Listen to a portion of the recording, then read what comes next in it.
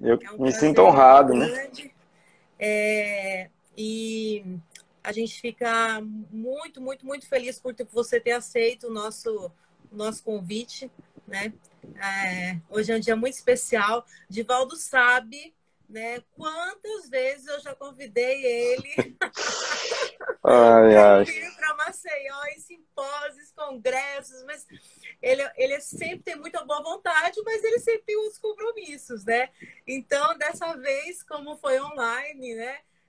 Tipo assim, ele não teve como fugir, né? A não ser que tivesse outra live no mesmo dia. Mas para isso eu convidei com muita antecedência, né? Porque eu já sei que a agenda dele é super carregada, né? Então, eu vou rapidamente apresentar aqui, tá? E aí depois a palavra é com você, né? Tá bem, O tá bem. professor Divaldo é farmacêutico e mestre em ciências farmacêuticas pela Universidade Federal de Pernambuco, doutor em ciências farmacêuticas e pós-doutor pela USP, professor associado 3 e coordenador adjunto do programa de pós-graduação em ciências farmacêuticas da Universidade Federal de Sergipe, líder do grupo de pesquisa, de ensino e pesquisa em farmácia social da Universidade Federal de Sergipe, delegado no Brasil da Organização de Farmacêuticos Ibero-Latino-Americanos. Então, o professor hoje vai falar um pouco para a gente sobre a prevenção do risco cardiovascular, papel do farmacêutico na colaboração interprofissional, tá? Então, o professor Divaldo me mandou, né? Preparou um material muito legal para vocês, que eu vou mudando à medida que ele for pedindo, né? Super organizado, né? Um professor exemplar, né? Preparou uma aula especialmente para a gente, né? Então, fique à vontade, é um prazer imenso ter você aqui com a gente hoje. Eu que agradeço, Eliane, é uma satisfação muito grande. Saiba que todas as vezes que eu fui convidado, não fui porque não pude de verdade, assim, sempre tinha algum problema, sempre tinha alguma coisa que já estava previamente marcada, mas hoje deu certo e vamos que vamos, espero que atenda a toda a sua expectativa. Dizer que é uma honra, é um prazer estar podendo, assim, contribuir com o seu grupo. Eu também respeito muito o seu trabalho, conheço bastante as coisas que você anda fazendo e fico muito feliz de estar aqui hoje. Tá? Sou meio neófito nessa área de live, né? Então acabei fazendo uma aula mesmo, porque eu acho que é uma temática que é interessante e eu tentei trazer mais nessa aula algumas referências que eu acho que são legais, né? Porque em tempos de tanta confrontação da ciência versus a prática, acho que a gente se basear em evidência sempre é um bom caminho. E aí a intenção é justamente trazer alguns dados baseados em evidência para ajudar as pessoas, né, que obviamente se interessarem pela temática, para elas se aprofundarem nessa área de atuação que é bem importante. Queria agradecer também a possibilidade de você ter aberto a chance, né, dos meninos, os residentes estarem participando, né, e é isso. Vamos começar que o tempo é curto. Certo. Então, Deixa eu só mais do explicar a que... logística. O Divaldo vai falar mais ou menos por 40, 45 minutos, e aí a gente vai abrir para alguns questionamentos. Então, se vocês puderem, eu vou anotando as perguntas aqui à medida que elas vão surgindo, mas vai ser como ontem, não vai dar tempo de responder todo mundo, mas eu vou selecionar algumas, ao mesmo tempo que o professor está falando, eu estou aqui observando aqui pelo computador, e às vezes eu agrego as perguntas, né, assim, agrego algumas perguntas para não ficar muito repetitivo, tá? Então, vamos lá. O professor vai me dando a sinalização e eu vou mudando os slides aqui. Tá. Pode passar o primeiro. Então, bem rápido, assim, só para contextualizar que existem doenças, né, que são associadas ao estilo de vida e as grandes revistas do mundo têm ressaltado exatamente isso nas últimas décadas.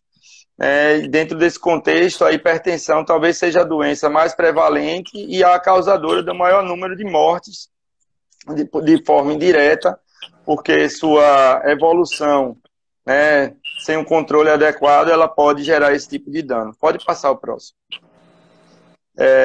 Dentro desse contexto, surge a partir de 2005, um conceito novo de cardiologia que se chama de cardiologia comportamental. Ela se diferencia dessa cardiologia mais mecânica, mais focada na solução de um problema existente para uma lógica absolutamente contrária, que seria a prevenção, né, dos problemas cardiovasculares. Essa prevenção, obviamente, ela é influenciada pela escala de Framingham, que ela consegue estratificar quem são os pacientes, quais são os fatores de risco, e a partir daí os profissionais de saúde eles podem, de alguma maneira, fazer um enfrentamento desses problemas, e a partir da escala pode se prever tanto o que é que pode acontecer no futuro, ou seja, qual é o prognóstico daquele paciente, como definir quais as condutas que devem ser adotadas. Tá? Então, aí tem alguns trabalhos bons, né, que a gente consegue trazer isso. Aqui no Brasil, a Associação Brasileira de Cardiologia tem publicado bastante estudos nessa perspectiva de cardiologia comportamental. Pode passar, por favor. Peraí, entrou aqui. Aí. Essa, né? Tá, deixa eu ver, essa. Isso. Então, dentro dessa ótica, na hora que a gente define a conduta, o paciente que precisa utilizar medicamentos, ele precisa ter a consciência e que ele precisa fazer o uso correto desse produto ao longo do tempo, de maneira contínua, organizada, nas doses certas e etc. Então, porém, isso não é uma realidade que seja cumprida no mundo todo. Estima-se, tem um estudo lá dos Estados Unidos que mostra que 35% das pessoas com hipertensão controlam esse problema na rotina. Então, mesmo nos países desenvolvidos, como na Alemanha, na Inglaterra ou na Índia, a gente não tem 100% de adesão ao tratamento. No Brasil, a gente não tem uma noção de quanto isso representa.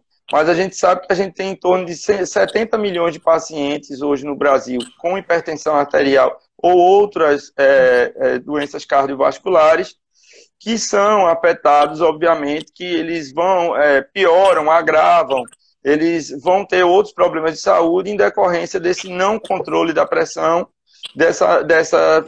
muitas vezes, falta de uma iniciativa das equipes de saúde ou do sistema de saúde, a fim de fazer com que esse paciente ele compreenda o problema que tem e se comporte de uma maneira mais adequada para que esse problema não piore. Pode passar. Divaldo, cobriu o Brasil ali, né? O Brasil não tem dados, né? Na verdade, o Brasil a gente não tem dados específicos em relação a essa adesão ao tratamento, mas a gente sabe que de um modo geral, os estudos mais eu diria assim, robustos, eles variam entre 20%, 25% a 30%. Então, é um padrão que ele se equivale ao padrão de outros países. Isso é muito curioso, porque se você partir da premissa que países onde a gente tem muito mais escolaridade, talvez um nível de consciência maior, como na Alemanha, e a gente só tem 27% de controle, significa que o nível socioeconômico ele talvez não seja o principal determinante na hora do indivíduo cuidar da sua própria saúde. Então, tem outros fatores, dentre os quais a literacidade, né? Mas aqui no Brasil, a gente entende que o indivíduo ele também é afetado por outros aspectos que são emocionais e que influenciam para que ele não se trate, mesmo tendo muito mais disponibilidade de medicamentos do que ele teve em toda a história desse país. Né? Então, o SUS hoje disponibiliza vários caminhos para o indivíduo controlar, para ele prevenir o risco cardiovascular, mas infelizmente isso não é uma realidade para todos. Pode passar. Diante disso, a gente se depara com alguns estudos muito importantes que fazem com que fique reforçada a necessidade de que um só profissional ele não é capaz de promover uma diminuição dessas doenças cardiovasculares. Estudos mostram, né, estudos comportamentais mostram que nos Estados Unidos, os médicos, de um modo geral, superestimam as suas consultas. Ou seja, existe uma tendência do médico pensar que quando ele faz uma orientação, o paciente entende prontamente e aí ele começa a cumprir o que foi proposto.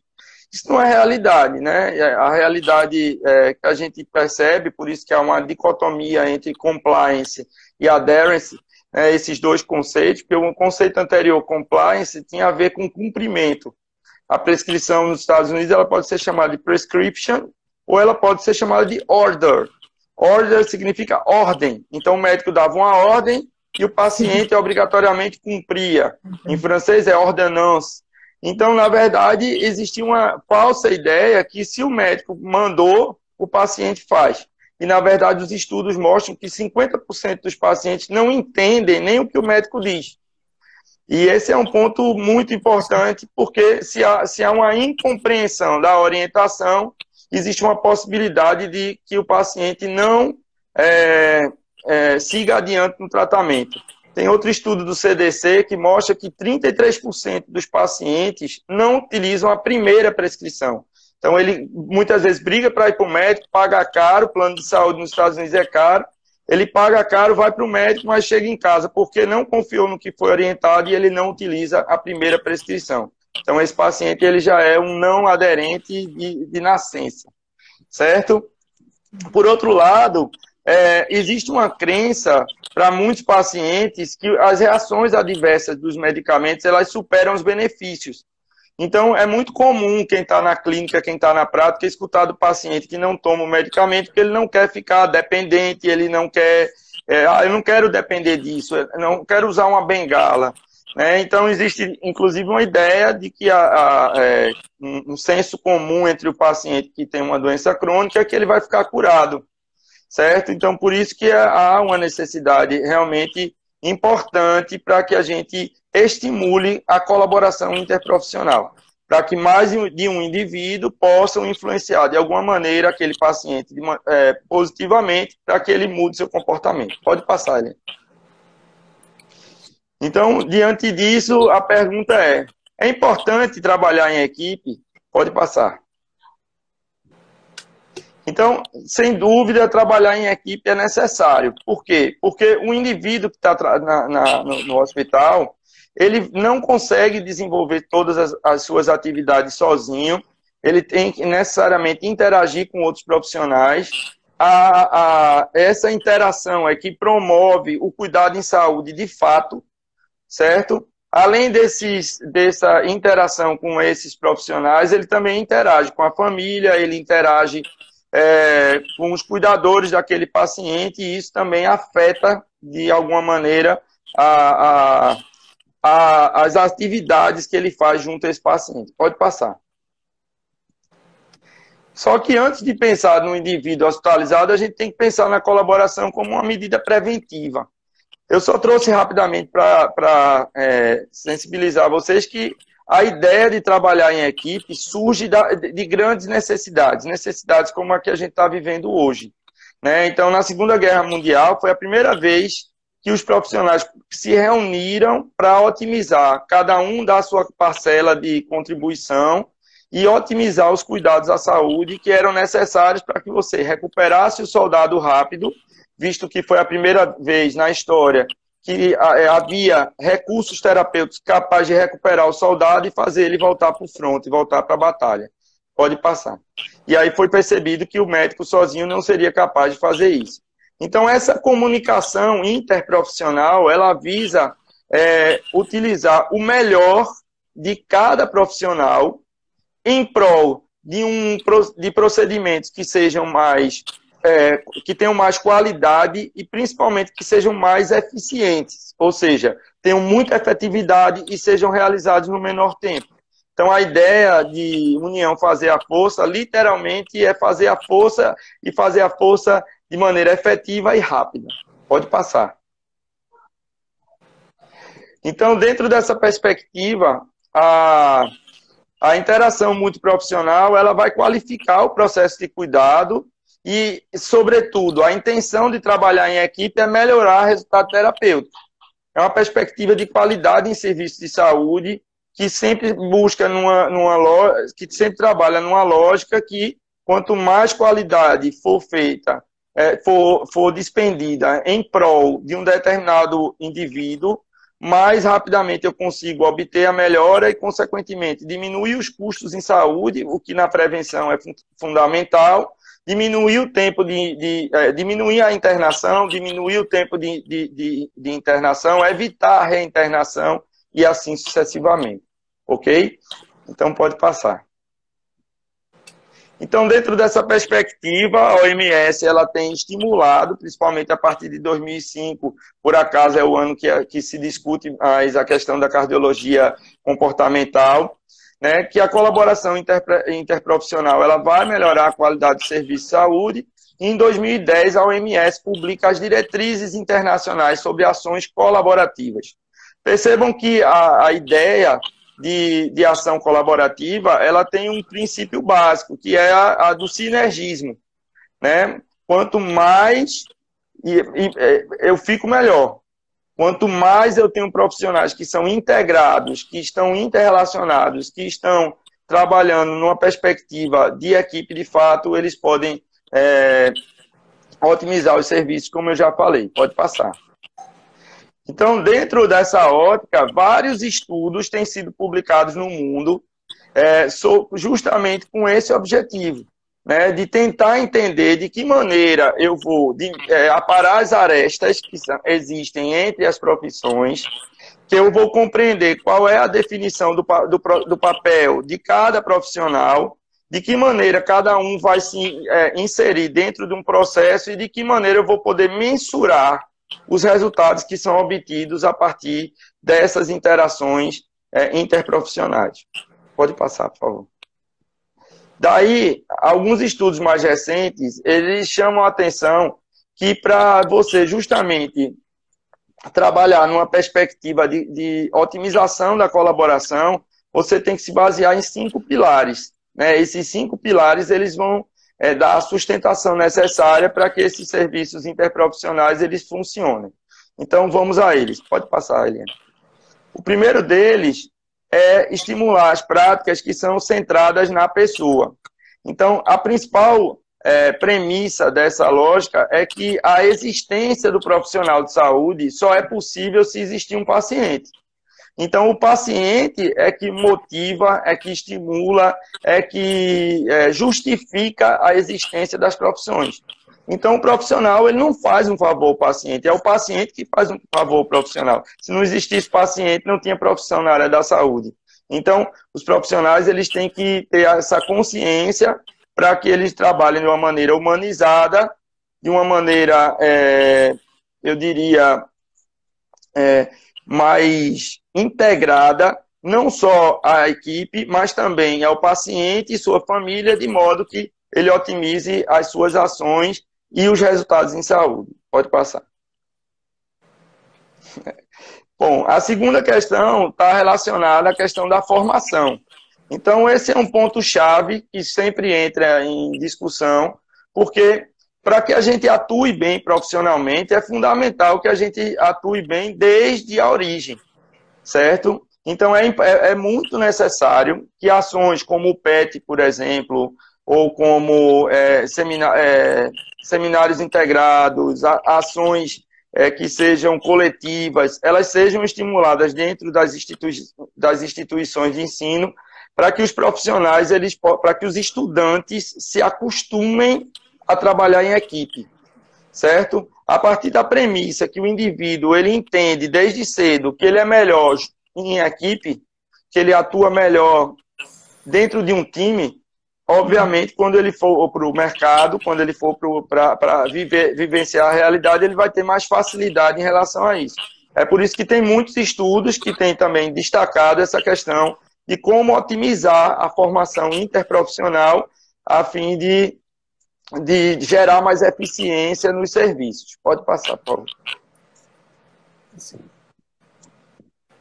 Ainda dentro dessa perspectiva de formação interprofissional, eu tenho que fazer propaganda, talvez da alternativa de formação interprofissional que eu acho mais efetiva, que é a residência. Certo? A residência multiprofissional, na minha opinião, ela possibilita aos profissionais de saúde recém-formados se integrarem em equipe, conhecerem a forma deles atuarem. E eu acho que sempre é importante destacar que também aproximar a equipe médica da equipe, o resto da equipe de saúde, para que o médico também não fique muito ensimesmado, né? Porque a formação do médico é muito voltada para a equipe. O médico, ele se sente fundamental. Mas na hora que você integra ao resto das equipes, principalmente numa perspectiva que um residente de medicina se integra a uma equipe de multiprofissional, ele vai atuar profissionalmente sentindo falta daquilo ali. Então a gente não sente falta do que a gente não conhece. Então, fazer uma residência, eu acho que é um passo importante para a gente gerar necessidade, ser reconhecido e, consequentemente, criar meios da gente poder trabalhar juntos. Pode passar. Diante disso, vários estudos também têm destacado a necessidade de estabelecimento de alianças. O profissional de saúde, de um modo geral, o farmacêutico, por exemplo, ele tende a imaginar que quando ele for para o hospital, ele vai ser fiscal do médico. Não, eu vou ver se ele errou. Eu vou analisar a prescrição para ver se tem algum problema. A função do farmacêutico é analisar a prescrição para ver se tem problema. Eu acho que é o contrário. A lógica de estabelecimento de alianças indica que os profissionais que estão abertos a trabalhar juntos, eles são profissionais que dão melhores resultados. São profissionais que eles são mais produtivos, eles têm indicadores de produtividade mais efetivos. E isso é muito importante numa perspectiva de qualidade em serviço de saúde, porque, como eu vou falar daqui a pouco, existe uma tendência dentro dos serviços de saúde que quem produz mais, que quem cura mais, que quem recupera mais, receba mais. Então vai ter um estímulo, né, para que o profissional ele não só esteja presente, estar presente não é suficiente. Suficiente é você estar presente e gerar resultado. Pode passar.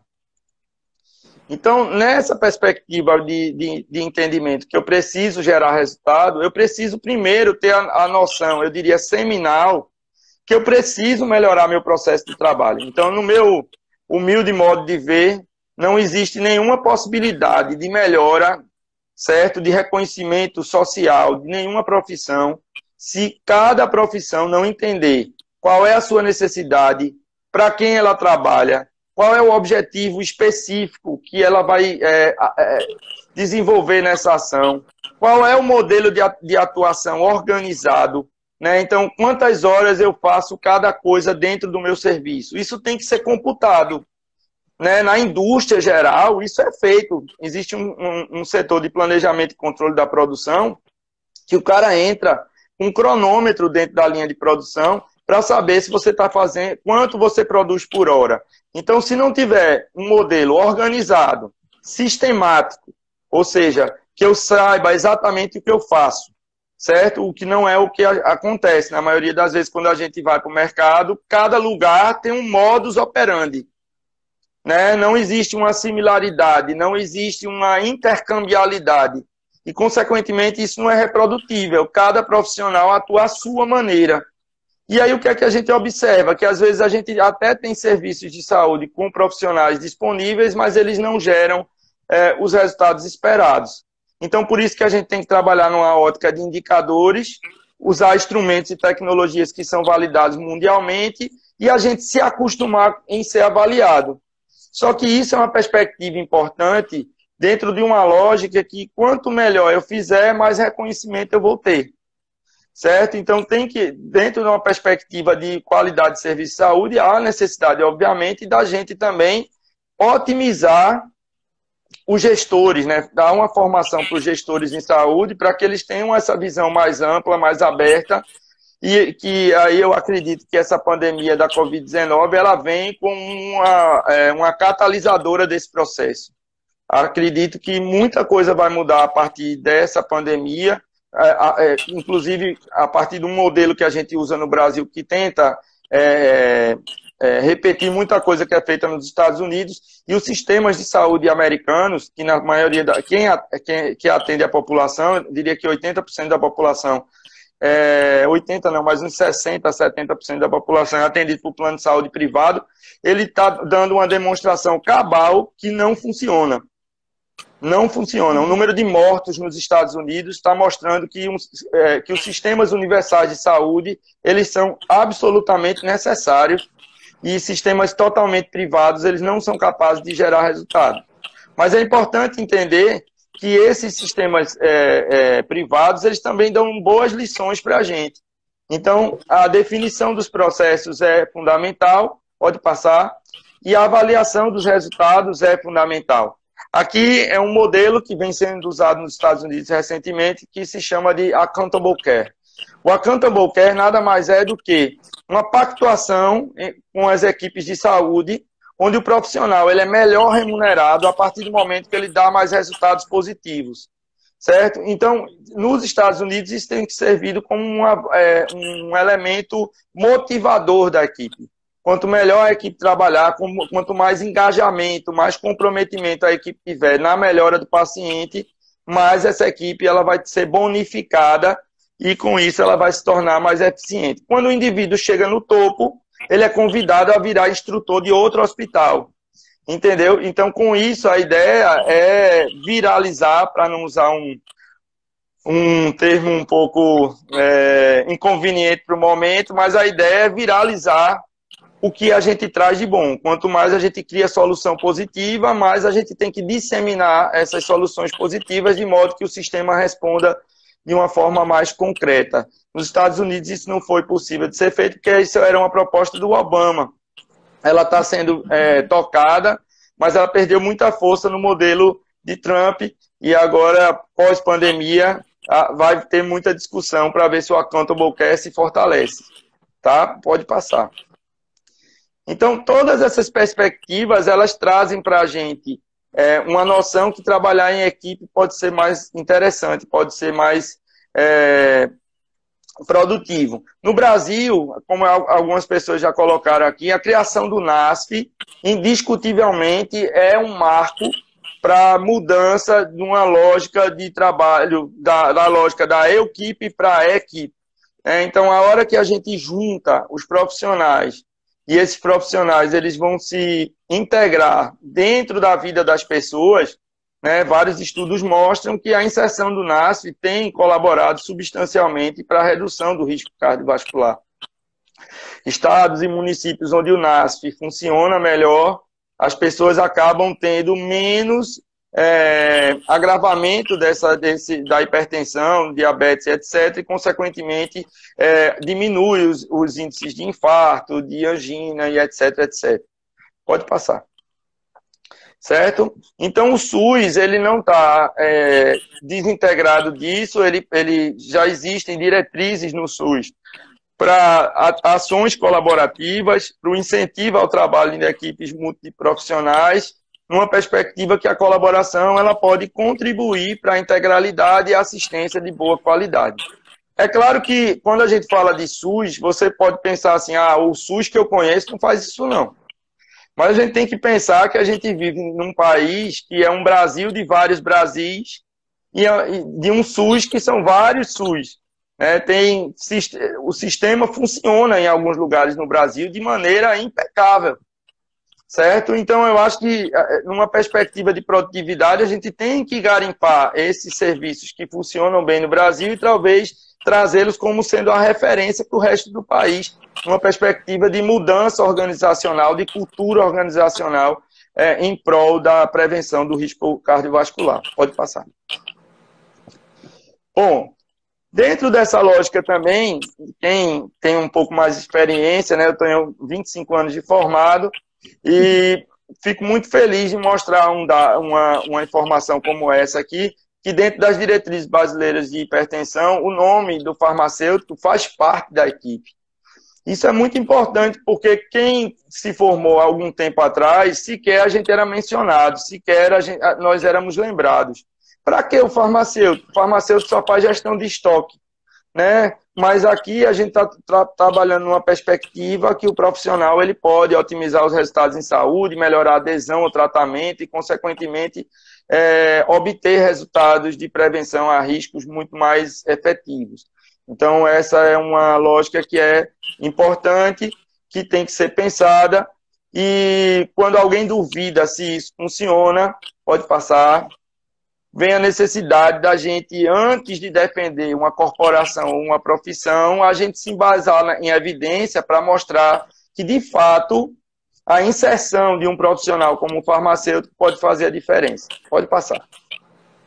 Certo? Então, isso aqui é um estudo, é uma meta-análise. Oi? Não, acho que eu passei na sequência. O primeiro Não, é essa mesmo, é essa mesmo. Então, assim, isso é uma meta-análise que foi publicada em 2009. Ela é uma meta-análise importantíssima. Não sei se dá para vocês verem bem, mas aqui quando ele faz o estudo, ele consegue mostrar que quando o médico atua sozinho, ele consegue obter um resultado. Quando o médico atua junto com a enfermagem, as evidências mostram que ele dobra o resultado. Então, a pressão arterial melhora 2 vezes. E quando ele atua junto com o farmacêutico, a pressão arterial do indivíduo melhora 4 vezes mais.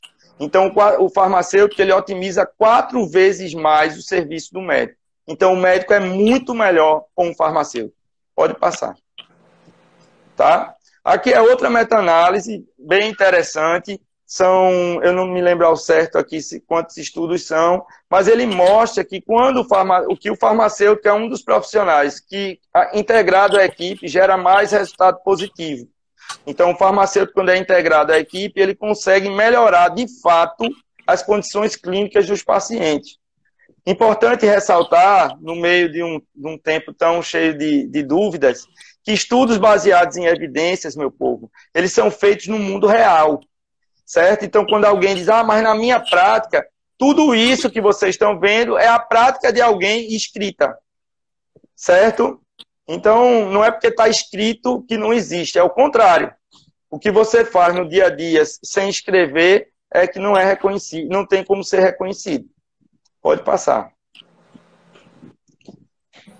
Aqui é outro estudo bem interessante que fala sobre ensaios clínicos randomizados. Na verdade, é um levantamento bem grande. Nesse levantamento, ele só no final encontra 6 estudos realmente robustos, capazes de mostrar que o farmacêutico, junto com o médico, em modelos colaborativos, ele melhora a condição clínica do paciente, melhorando o controle da pressão arterial, em detrimento aos grupos controles que não têm farmacêutico. Então, se você duvida que o farmacêutico faz a diferença, os estudos que eu trouxe, eles estão aqui para desmentir toda e qualquer dúvida que existir na cabeça das pessoas. Tá? E aí, para a gente não se descontextualizar da realidade atual, pode passar. Então, aqui é um trabalho, aqui são... Espera aí, só muita calma nessa hora. Pronto, aqui são, com base nesses dados, né, e com o aparecimento da Covid, né, vários guias clínicos de várias instituições internacionais importantes e do Conselho Federal de Farmácia têm ressaltado como o farmacêutico ele pode atuar dentro de uma perspectiva de uma virose, né, que, na verdade, atinge principalmente os pacientes que têm problemas cardiovasculares. Né? Se você for observar a prevalência, né, dos pacientes que morrem, a maioria deles é composto por idosos e que têm problemas cardiovasculares. Inclusive, isso é uma coisa muito importante, porque numa perspectiva inicial, onde se imaginava que o paciente estava tendo uma pneumonia e o paciente que tinha uma doença respiratória seria o principal afetado, na verdade, as doenças respiratórias, quem tem doença respiratória não morre mais do que quem tem doença cardiovascular. Com base nisso, pode passar o próximo. Acho que faltou um. Que era exatamente do papel do farmacêutico anterior. Veja um antes desse, por gentileza. Não. É esse aí. Esse? Acho que sim. É porque eu estou sem enxergar direito. Acho que sim. Então, esse é um estudo lá do pessoal da Europa mostrando que... Eu estou sem óculos. Deixa eu ver de onde é que esse estudo é. É do pessoal da China mesmo, né? Então, o pessoal da China fez um estudo falando o quão importante o farmacêutico poderia ser para poder aumentar a sobrevida, né, ou mesmo salvar o paciente que tem Covid. Percebam o seguinte, o paciente que tem algum problema cardiovascular não controlado, ele vai para o hospital, né, muitas vezes inconsciente, e se não houver um farmacêutico para fazer a admissão desse paciente, para tentar entender, junto dos registros médicos deles, ou entrevistando a família, se esse paciente faz uso de algum medicamento, esse paciente pode ter uma série de riscos associados, não necessariamente à Covid, mas ele pode morrer por interação medicamentosa, duplicidade terapêutica, por complexidade da farmacoterapia e assim por diante. Inclusive, a interação do oxigênio, né, com algumas das substâncias que são administradas na farmacoterapia prescrita pelo médico. Então, a conciliação medicamentosa ela pode ter um papel fundamental na prevenção de danos desse paciente que tem Covid. Tá? Pode passar agora. Pronto, dentro desse contexto, eu queria ressaltar assim, que o surgimento dessa pandemia, ela traz uma oportunidade, na minha opinião, ímpar para a profissão farmacêutica, né? A gente foi reconhecido junto ao Ministério da Saúde, o então ministro Mandetta, ele fez uma série de ações, inclusive a possibilidade do farmacêutico se formar, o estudante de farmácia se formar mais cedo, né? O Brasil Conte Comigo, ele dá bolsas, né? Ele dá um adicional na bolsa do residente, ele dá uma bolsa para o estagiário, ele contrata farmacêuticos para atuar dentro dessa perspectiva que está sendo apresentada, e eu acho que nunca houve tanta oportunidade para o farmacêutico se mostrar necessário à sociedade brasileira quanto agora. Então, se a gente não compreender que nós somos realmente necessários, que esse negócio de fazer gestão de estoque, qualquer computador, qualquer softwarezinho barato vai ser capaz de fazer em breve, e a gente entender que um ser humano normalmente necessita de outro ser humano, então eu acho que esse farmacêutico que atua junto a esses seres humanos, ele pode ter uma função importante, insubstituível e eu diria imprescindível para a otimização dos resultados em saúde desses pacientes. Eu tenho suspeitas que a gente vai ter muita gente que vai morrer nos próximos dias, não por causa da Covid, mas por causa da farmacoterapia administrada. Certo? E aí não dá para culpar o profissional de saúde, porque eles estão vivendo um momento calamitoso, com pouca gente para trabalhar, com pacientes que eles nunca viram na vida e que entram na urgência direto para a UTI. Então é uma passagem muito complicada. Então, se não tiver um profissional como farmacêutico que esteja determinado a fazer a sua parte, acredito que a gente vai perder uma oportunidade histórica e as consequências disso, eu acho que elas são difíceis de prever, mas elas não são boas. Então, quando o cavalo passa selado, a gente tem que montar e correr, certo? Não dá para a gente ficar deixando ele passar como se nada tivesse acontecendo, ou como se tudo fosse voltar ao normal quando a quarentena acabar. Isso não é verdade. Pode passar. Rivaldo, deixa eu só te falar. A gente está com 8h14. Aí eu acho que eu vou dispensar as perguntas e vou deixar você terminar aí, porque a gente tem até 8h30, tá? Tá, eu queria só falar rapidamente, só para não perder a oportunidade de fazer o meu jabá, né? Falar do nosso laboratório. Pode passar, Eliane. Só para apresentar, para quem não conhece, o LEPS, que é o Laboratório de Ensino e Pesquisa em Farmácia Social. A gente está na Universidade Federal de Sergipe. A gente trabalha com promoção do uso racional de medicamentos e formação de recursos humanos para otimização do uso da farmacoterapia. Então, a gente tem mestrandos, doutorandos. Eu trabalho junto com a professora Alessandra Mesquita e também com o professor Alfredo Dias, que é professor aí da UFAL. Então, quem quiser conhecer, pode passar. Quem quiser conhecer nosso grupo de pesquisa, a gente, isso aí é uma parte do nosso laboratório, mas a gente faz trabalhos em hospitais, em unidades de saúde, em redes de farmácia. A gente dá consultoria para o Ministério da Saúde, implantando serviço no Brasil todo de cuidados farmacêuticos. Então, é um pouco, pode passar, dos nossos estudos. Aqui é só para falar um pouco de coisas que a gente já fez. É um trabalho na minha primeira mestranda, a professora Patrícia Aguiar. Hoje ela é professora da USP de São Paulo. E a gente fez segmento farmacoterapêutico na farmácia popular e a gente melhorou significativamente os resultados de hipertensão e diabetes de pacientes idosos que eram atendidos nessa farmácia popular. Pode passar. Aqui é só uma amostra de um dos projetos de implantação que a gente desenvolveu lá no Recife. Né? A gente treinou 26 farmacêuticos para fazer cuidado farmacêutico nas unidades básicas, justamente com prevenção à saúde. Aí eu peguei fotos da gente com o pessoal do NASF, né, e das unidades de saúde, né, fazendo orientação desde a casa do paciente até dentro da farmácia, a fim de otimizar o uso desses medicamentos. Pode passar. Aí é um trabalho do... Só um minutinho, para eu enxergar.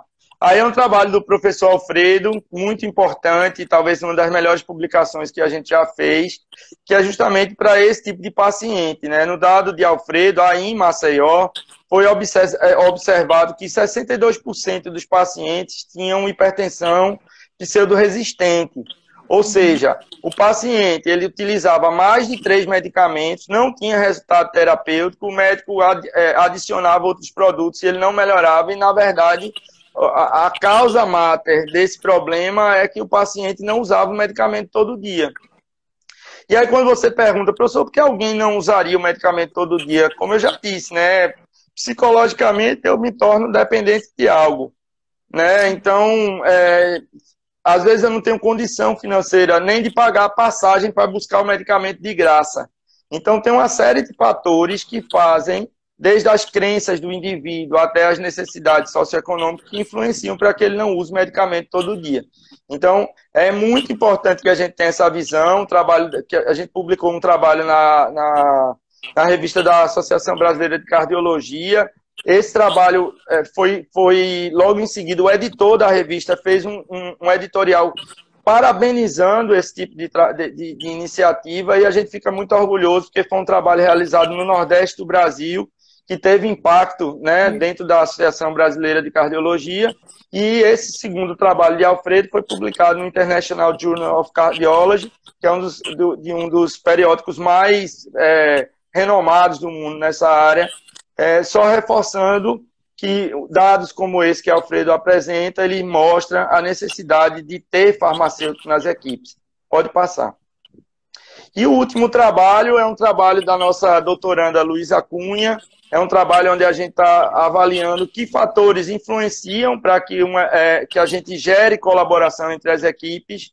Eu acho isso muito importante, porque a gente tem que entender por que as pessoas não se juntam para criar estratégias justamente para que a gente consiga unir forças e gerar os resultados que são necessários. O próximo. Pronto, então era isso que eu queria trazer para vocês. Não sei se ainda tem alguns minutinhos, mas assim, o que fica é o convite, quem quiser conhecer nosso trabalho, quem quiser fazer mestrado, doutorado, residência, quem quiser fazer estágio no nosso grupo de pesquisa, o LEPS ele está à disposição de vocês e a gente vai ter muita satisfação de receber pessoas de fora. É sempre uma satisfação grande. A gente está nas redes sociais, sigam a gente, senão apanhe dos meninos. E é isso, Eliane. Já colocaram aí o Instagram. Tá aí, ó, leps.ufs. Divaldo, eu queria te dizer que a gente viu uma mudança assim, né, aqui em Alagoas muito grande. A gente tem muitos farmacêuticos atuando hoje, muitos farmacêuticos trabalhando com cuidado farmacêutico em pacientes hipertensos, em pacientes diabéticos, asmáticos, nas doenças crônicas em geral, né, que normalmente é o foco, né, do cuidado. E isso graças a um trabalho, né, que se deve muito ao trabalho do Alfredo e da Sabrina, né? Porque quando a gente começou aqui o programa de pós-graduação em ciências farmacêuticas, eles foram os primeiros a trabalhar, né, nessa linha, fazendo pesquisa. Porque, na verdade, a gente já tinha vários farmacêuticos que trabalhavam, né, que faziam acompanhamento, mas não se colocava isso, né, no papel, não se fazia pesquisa, né? E aí a gente vê o quanto é importante, né, o trabalho da universidade, porque a gente tem farmacêuticos aqui no estado de Alagoas, já, né, tanto no município como no estado, há muitos anos fazendo trabalho, mas esses trabalhos ficavam restritos àquele meio, né? E através do programa de pós-graduação em ciências farmacêuticas, muitos desses trabalhos foram divulgados e muitos farmacêuticos excelentes, né, tiveram a oportunidade de mostrar o trabalho, né, como esse trabalho que você citou aí, vários outros aconteceram. Eu já também trabalhei em parceria com a Sabrina, com pacientes pseudoresistentes, com o Fredo, né, e a gente vê como é maravilhoso, quantas pessoas boas a gente tem, né, e que a gente revela, né. A universidade, às vezes, ela consegue impulsionar isso, né? Ela mostra o caminho, né, que o farmacêutico tem que seguir. Né? Eu falo que tem muita gente boa na nossa profissão. Às vezes falta alguém para estimular, para servir, né, para dar um norte para a pessoa do que ela tem que fazer. Né? Então, eu fico muito orgulhosa, né, desse trabalho que você mostrou, principalmente porque foi feito aqui por duas pessoas que eu trabalho junto, que eu admiro, né, e que realmente deram mostraram esse potencial que a gente tinha aqui em Alagoas, né? Não, com Então, certeza. né? Você é suspeito para falar, né? Eu sei que o Alfredo é muito seu amigo, a Sabrina como ela disse, Foi minha estagiária, foi minha estagiária. Exatamente, né? Uma das Muito primeiras estagiárias da vida, assim. Eu gosto muito dela também. Mas eu acho que eu acho que o Nordeste ele está dando uma lição em relação à farmácia clínica, porque eu acho que tem vários grupos do Nordeste que estão se dedicando a isso. Né? Talvez nos grandes centros, principalmente São Paulo, como a indústria é muito forte, a gente tem uma concorrência difícil. Né? Mas mesmo nos grandes hospitais de São Paulo, você vai ver que tem muito nordestino fazendo a diferença. Então, eu acho que é importante assim. Às vezes o professor, o orientador, ele serve como uma ajuda para. Porque às vezes a pessoa já faz aquilo, mas ela precisa do caminho, das ferramentas, né? De como ela vai colocar isso no papel, né? E aí, sem dúvida. Que eu vejo assim que a importância é muito grande do orientador, né, de tornar isso possível, né? Porque sem a pesquisa a gente não tem dados para provar que o farmacêutico está fazendo aquele trabalho, né? Muita gente já pediu na live, mostra aquele trabalho, professora, manda o trabalho da cooperação do médico, né, e do farmacêutico, quando o farmacêutico coopera com o médico, quanto isso melhora, né? Mas a gente tem que divulgar isso, a gente tem que... Então, mas isso só é possível porque alguém foi lá e fez a pesquisa, né? Usou estratégias para tornar isso, né, publicável. Eu acho que a gente tem que desmistificar essa ideia de teoria e prática. Todo mundo acha que a universidade ela só faz teoria, então a gente só conversa, a gente passa o dia todo conversando e falando de coisas que não existem. É o contrário, pessoal. Eu acho que a otimização das coisas, ela parte da premissa que tem que haver uma teoria que dê sustentação aqui. Os estudos baseados em evidência, nem todo mundo teve a chance de saber o que isso significa, mas os estudos baseados em evidência, eles acontecem no mundo real, com o paciente internado, entendeu? Em situações idênticas à situação que você vivencia. Inclusive, não são só nos países desenvolvidos. Então, é importante que a gente tenha essa clareza, né? Eu ressalto esse estudo recente que saiu sobre a cloroquina, com 96 mil pessoas no mundo todo, né? Então, como é que líderes mundiais indicam produtos sem que haja uma veracidade científica que dê sustentação, inclusive, para os processos? Eu falei de processo produtivo. Como é que alguém pode atuar de maneira produtiva se baseando em nada? Certo? Então, eu acho que, ao longo do tempo, as universidades elas vão ter que mudar. Muita coisa do que eu aprendi é porque uma parte do meu doutorado eu fiz na enfermagem e eu acho que a enfermagem se tornou uma profissão diferenciada em nível mundial, porque as grandes escolas de enfermagem, elas dão mais ênfase ao processo de trabalho do que a outros aspectos na formação, e eu acho que essa é a principal coisa que a gente tem que mirar no sucesso dessa outra profissão, certo? Então, acho que isso é muito importante. Então, o que é feito, teoria e prática, eles nasceram para ser juntas, certo? Não dá para ficar só na prática dizendo eu sou bom porque eu estou na prática. Sim, baseado em quê? Eu sou bom porque eu estou na academia. Baseado em quê? Então, é a união que faz a força, certo? Eu acho que isso é o ponto-chave para a gente enfrentar o que está acontecendo hoje de cabeça erguida e sair dessa situação evoluído, que eu acho que é um ponto importante, assim.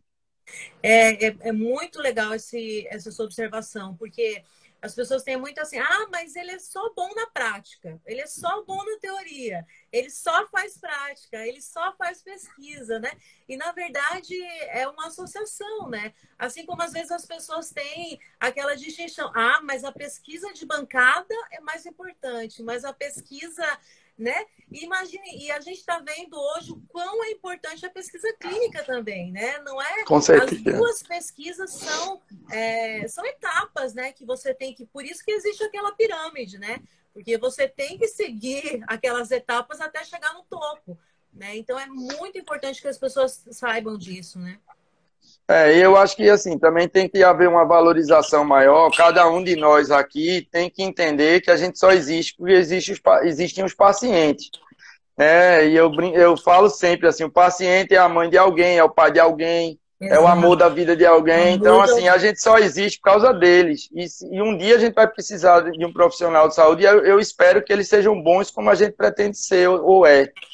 Entendeu? Então, isso é muito importante. Alguém perguntou aí sobre a importância da família na adesão ao tratamento. Né? A família é fundamental na adesão ao tratamento. A família faz parte da equipe, sabe? A família, ela estimula, a família, ela motiva, a família pode ser a razão para o indivíduo ele se conscientizar que ele tem que tomar medicamento todo dia, que ele tem que tomar o medicamento no horário certo, porque aquelas pessoas que ele ama tanto dependem dele e se ele não fizer a parte dele, tudo vai por água abaixo. Então, quem está no NASF tem que ter essa consciência, né? Quem está na atenção primária, né? Essa é uma lógica de prevenção. Então, a gente tem... prevenir é sempre melhor do que remediar. Então, na hora que a gente conscientiza uma família, sensibiliza uma família, a gente consegue ter resultados muito melhores do que quando o indivíduo ele vai para o hospital. Então, o hospital, a ida ao hospital ela tem que ser evitada. Por isso que a atenção primária é fundamental. Verdade. Divaldo, a gente está com o tempo aqui esgotando. A gente não vai conseguir fazer as perguntas, mas ela está me avisando aqui que tem 1 minuto e 57.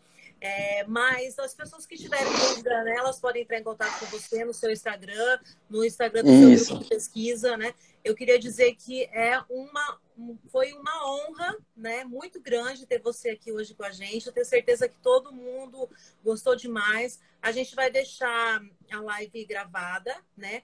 E se você permitir, eu envio em PDF para as pessoas que se inscreveram no fórum o conteúdo, que muita gente ficou muito interessado naqueles estudos. Na verdade, eu vou fazer melhor. Eu vou tentar pegar os estudos e mandar para você, porque aí você já disponibiliza os estudos, entendeu? Que aí não precisa nem ter trabalho de... Que aí fica mais fácil.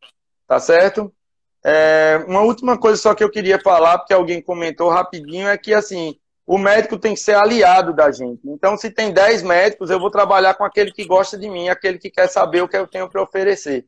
Acho que não precisa ficar andando com a plaquinha do quem me quer, para todos os médicos quererem trabalhar com você, não. A lógica da aliança é trabalhar com quem quer trabalhar. E a partir desse, a gente vai motivar os outros, né? Então, é bem isso. Eliane, obrigado. Eu que agradeço. Espero que tenha satisfeito suas necessidades. Foi corrido. E a correria, né? Eu queria só fazer um agradecimento especial aqui para a Cíntia, do Elo Cuidados, que foi nela que eu me inspirei para fazer os slides aí. Muito massa, viu? Adorei. Recortando para minha fotinha não ficar em cima, mas no final deu tudo certo. Não, deu tudo bem. E também a Lorena, lá de Goiânia, que divulgou muito o evento, né? Estava representando tanta gente. Queridíssima, a queridíssima. Josélia veio prestigiar você também, tanta gente boa. E amanhã a gente tem o Wallace. Vai encerrar, deu 5 segundos Boa noite para todos e mais uma vez obrigada, Divaldo.